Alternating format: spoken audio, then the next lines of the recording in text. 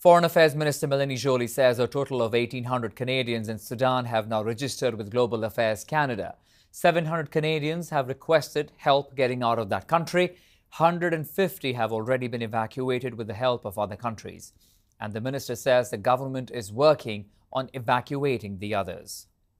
The people that will be able to be part of the evacuations are obviously Canadians, and of course, like I mentioned yesterday, we're including dual nationals because a Canadian is a Canadian, which is different from other countries.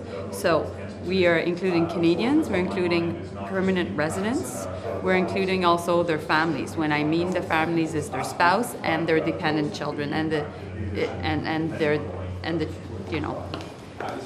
children of their dependent children. Of course, that was the foreign minister telling us about the efforts underway. But let's now bring in Fouad. Her grandfather, who is a Canadian citizen, is also stuck in Sudan and is awaiting help to evacuate. Monica, thank you for your time on CTV News Channel. Can I begin by asking you, where exactly is your grandfather and how is he doing? So thank you for having me. So first, right now, he's in the east side of Khartoum. He lives in an apartment building between the military base and the palace of the president, or the former president. So he is right in the center of it. Right now, he is doing okay, but he is extremely terrified. He is an elderly man with a heart condition. He recently just ran out of drinking water, and he cannot drink the drinking water that is from the tap because it is contaminated. It can eventually cause kidney stones. He is running short on food. He is running out of medication. He just wants to be able to leave, but he is terrified. There is nobody that can come grab him. There's nobody that can take him to the military base where the evacuations are happening. It is about 30 kilometers away from where he is. And the Canadian government has not offered any sort of transportation to come and help pick him up because he is in the center of the conflict. The RSF has occupied the area where he resides, and so it's very dangerous for him to leave without any sort of armed men or any sort of assistance that can help him leave safely. So what you're saying, Monica, is that 30-kilometer stretch is extremely dangerous for him from his apartment building to, of course, the military base from where people can be picked up. So let me ask you this. In terms of communication, I'm sure you have reached out to Global Affairs. What is the response that you're getting from them? So we have called every single day since the conflict has started, and the response has been pretty similar. We're doing our best. As soon as there is something, we will let you know.